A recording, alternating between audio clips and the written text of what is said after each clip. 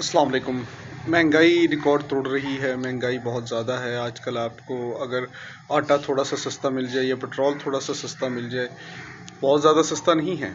अगर आप पुराने मयारात, पुराने जो उनके रेट हैं वो देखें तो उनके साथ अगर आप इनका कंपैरिजन करते हैं, इनका मुवाजना करते हैं तो रेट में बहुत ज़्यादा फ़र्क है, ज़मीन आसमान का फ़र्क है। लेकिन जो थोड़ी सी महंगाई पिछले कुछ एक साल में हुई, उसमें अगर आप देखें तो आटे में और पेट्रोल की कीमतों में थोड़ी सी कमी महसूस हुई। वहीं पर वही कसर बिलों में निकल गई।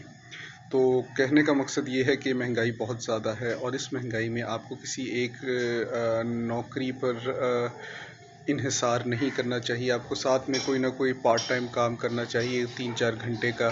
चाहे आप फ्रीलांसिंग कर लें, चाहे आप कोई भी काम कर सकते हैं। बच्चों को पढ़ा लें, कोई अगर फूड पांडा पे खाना डिलीवर कर सकता है या यांगो पे बाइक चला सकता है, गाड़ी चला सकता है, तो इस तरह के आप कोई ना कोई छोटे मोटे पार्ट टाइम काम करें। कोई स्टॉल लगा लें, चीज़ें बेच लें, कुछ भी काम कर लें, लेकिन साथ में आपको एक पार्ट टाइम काम करना चाहिए।